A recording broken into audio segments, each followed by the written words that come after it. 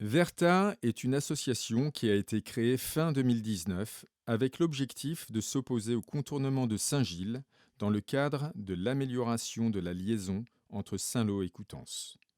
Verta n'est pas entièrement opposée à l'amélioration de l'infrastructure routière qui mérite par exemple d'être sécurisée en certains endroits.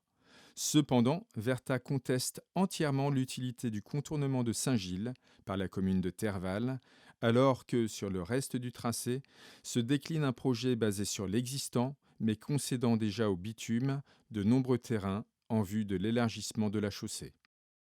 Le dimanche 25 février 2021, l'association Verta a organisé une marche afin de visualiser le tracé du contournement et les impacts que celui-ci pourrait engendrer sur le secteur concerné.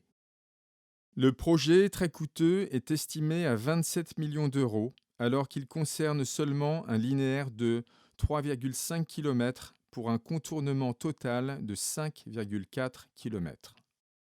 Sur ce linéaire, un nombre important d'aménagements seront nécessaires, rendant totalement disproportionné le projet au regard du gain de temps estimé à quelques secondes. Un gain de temps dérisoire dont pourraient bénéficier les automobilistes en empruntant ce nouvel itinéraire. Ces aménagements concernent non seulement la route principale, mais également des infrastructures routières comme des échangeurs, des ponts surélevés, une nouvelle voie de raccordement étant donné la condamnation en sens unique de la route D446 raccordant les deux bourgs de Saint-Gilles et des Baies-Crevon. À Saint-Gilles, le contournement risque de mettre en péril les commerces existants et le village lui-même est menacé de devenir dortoir. Au moins 20 hectares de terres agricoles sont menacés par le contournement.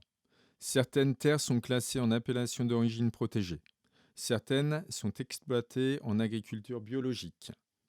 Le contournement de Saint-Gilles pourrait sans aucun doute induire le morcellement de certaines exploitations, voire leur disparition. La commune de Terval et le secteur des Baies-Crevon ont par le passé payé un lourd tribut pour le passage de la N174 permettant de rallier l'A84 à Cherbourg via le raccordement à la N13. Au préalable, un remembrement avait été effectué afin de répartir de manière raisonnée les terres agricoles et également de préserver les chemins de randonnée. Aujourd'hui, tout ce travail de concertation effectué il y a une vingtaine d'années est remis en question, voire complètement oublié.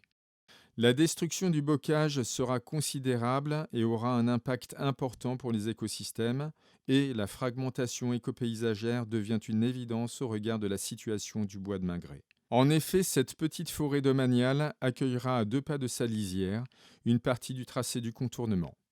Au-delà d'être appréciée par les promeneurs, d'être un support pédagogique pour les écoles locales, elle abrite une faune sauvage importante qui risque de se retrouver confrontée à des frontières artificielles qui représenteront un empêchement dans leurs habitudes de vie, dans leurs déplacements, leurs migrations.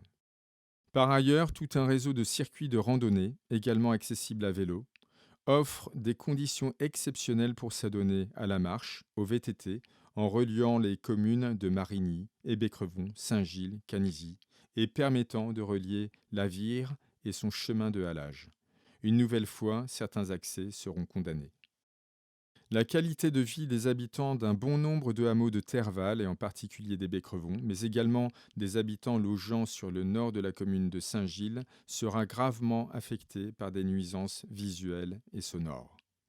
À Hébécrevon, le village de la Corbinière se trouvera presque enclavé dans un triangle de routes. Le projet résonne fortement quant aux problématiques cruciales et actuelles que sont la capacité des sols à absorber l'eau et son corollaire, l'artificialisation excessive des sols.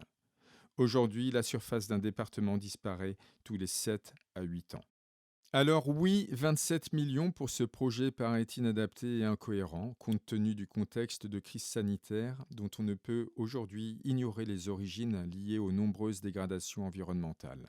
D'ailleurs, l'association Verta demande à ce que l'usage de cet argent puisse être redéployé et être utilisé à bon escient dans d'autres secteurs plus en demande. Oui, 27 millions sont excessifs alors qu'aucune solution alternative n'a été sérieusement envisagée et qu'aucun des objectifs visés ne trouve satisfaction. Réduction significative du temps de parcours, suppression des zones accidentogènes, développement économique. Aucun des objectifs visés par cet aménagement ne semble aujourd'hui être atteint et ni l'utilité publique ni l'intérêt général ne semblent trouver satisfaction au travers de ce projet.